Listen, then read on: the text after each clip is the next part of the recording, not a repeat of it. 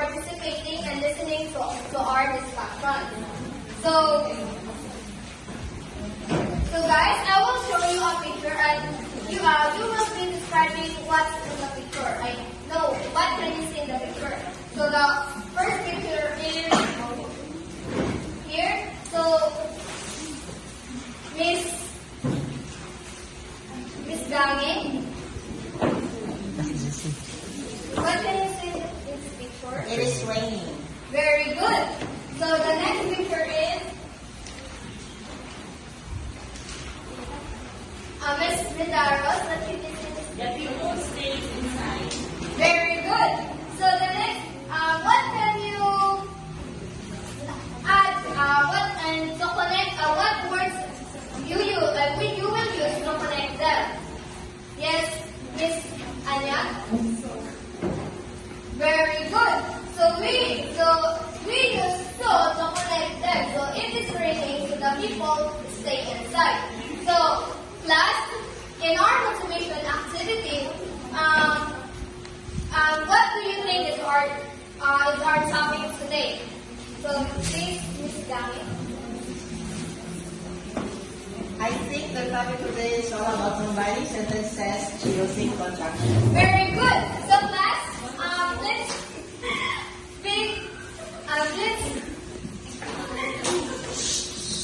let's give Gami a big round of applause. So our topic today is combining sentences using conjunction.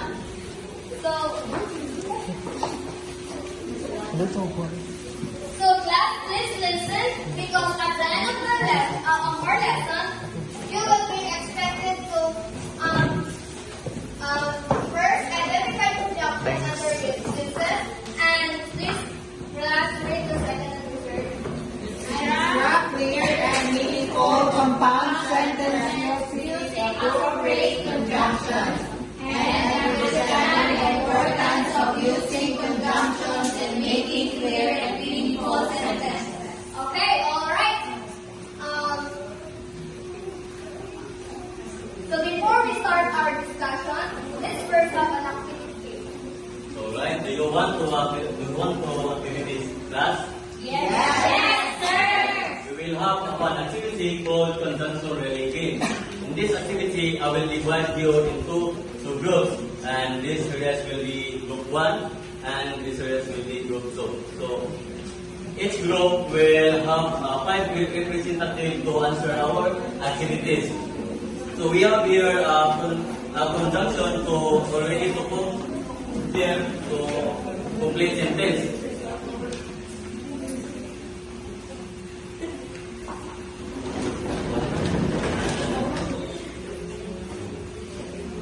Now, on the board, you will see incomplete sentences.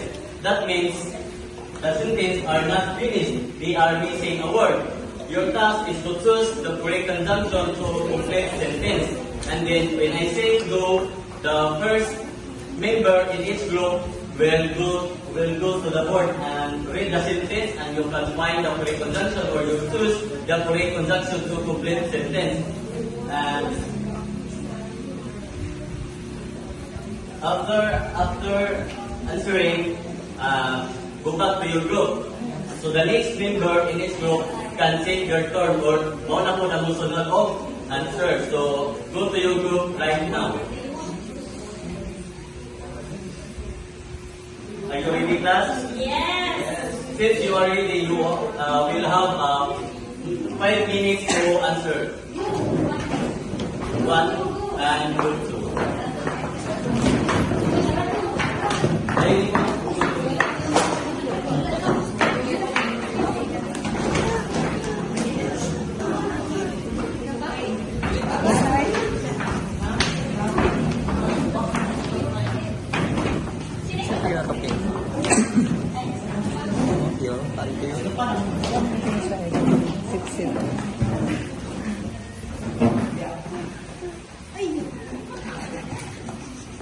Time's up. So let's take your answer. Group 1, what is your answer number 1? But I answered but. Can I ask you why did you use but? Because Because it shows opposite idea. Correct. We use but because it shows opposite ideas. Like for example, I am tired, but I will study.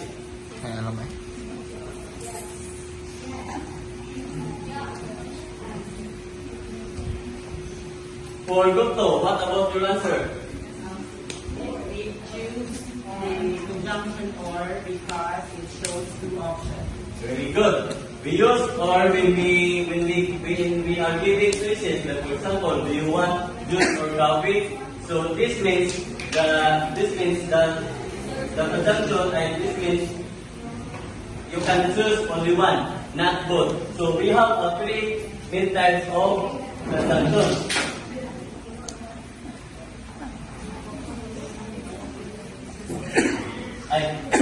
Sorry. What is conjunction? Everybody please read. Word used to connect words, phrases, or clauses. Okay, thank you. A conjunction is a word that connects words or sentences. It helps us combine ideas and make our sentences clear and smooth. If we do not use a conjunction, our sentences may sound short or not connected. Like for example, I am tired, I will study. So these are two separate sentences. But if we use a conjunction, our sentence but if we use a conjunction, we can combine them. I am tired, but I will study. So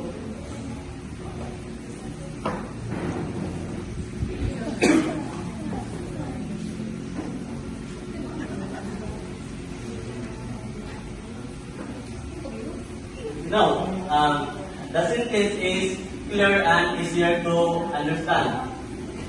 We have three main types of conjunctions. First, we have coordinating conjunctions.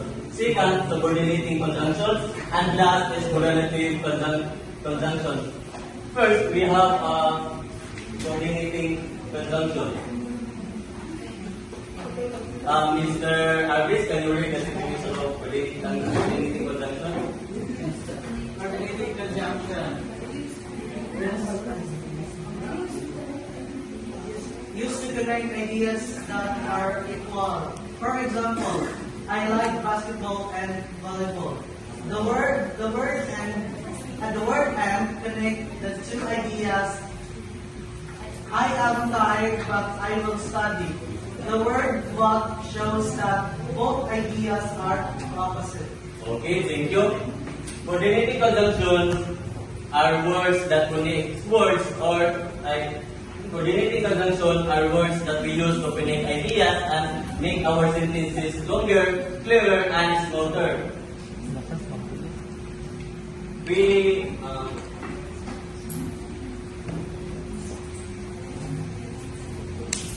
We have the three examples of coordinating conjunction. First, we have conjunction and. We use and to add or to show that two things go together. Like for example, I like basketball and volleyball. So the word and is to connect the two ideas, basketball and volleyball. So these words is used.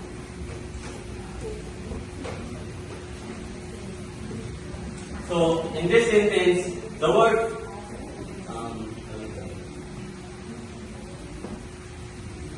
so the next is we have also have here conjunction.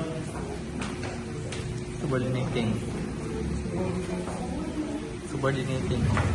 Okay, I sorry to start. Good day. Like a compliment class. Before we start,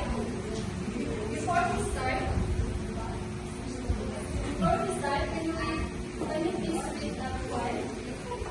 Subordinating conjunction. These are used when one idea depends on another.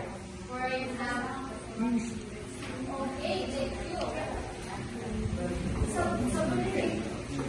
now let's proceed to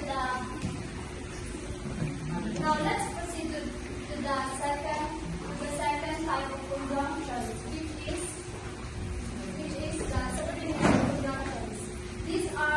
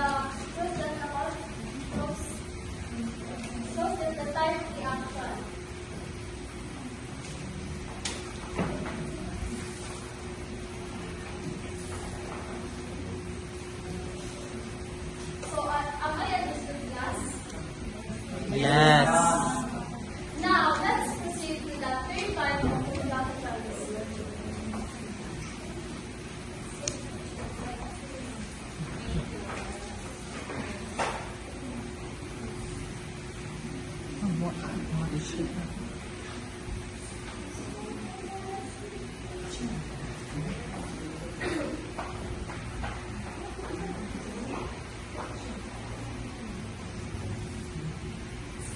ako matutang mo ako eh. Ako na din.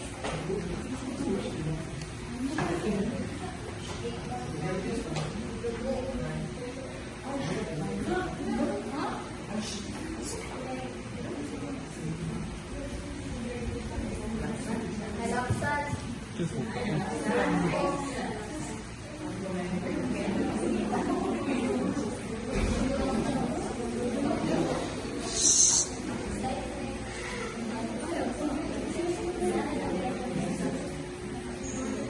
So now class, let's proceed to the third type of conjunction, which are the correlative conjunctions. If everyone please read the definition. These are used in pairs to connect equal ideas. Okay, alright everyone. The correlative conjunctions are used to pair and to connect equal ideas. So the common pairs words of the correlative conjunction is either or, near, nor, both, and not only but also. So first we have heard that example of the either or. So either you study or you read. So the words either or works together to connect the traces. So the second example is the both and are and both common pairs. So both Anna and Maria are absent. So the words both and shows that the two are included. So the next is the third example, cover the neither nor. So the neither nor are words that show that both did not happen. So when the both and shows that it happened, it includes the neither nor shows that it did not happen. So for the sentence examples, neither John nor Mark joined the game. So am I understand, class? Yes, ma'am. Alright. So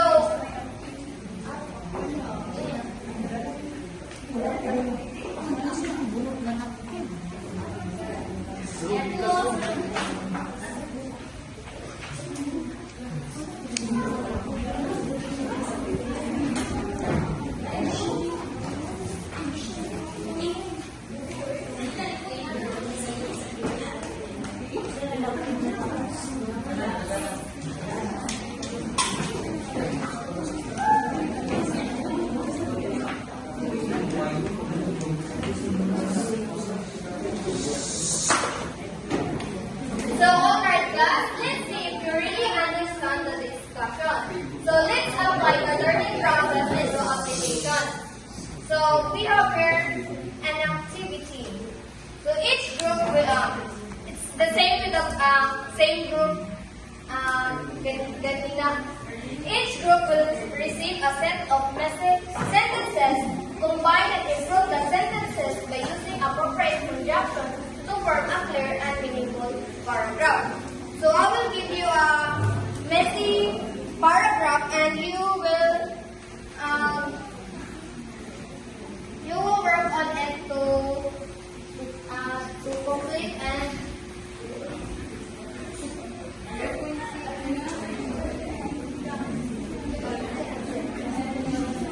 so during you will be giving 5 minutes to finish your task.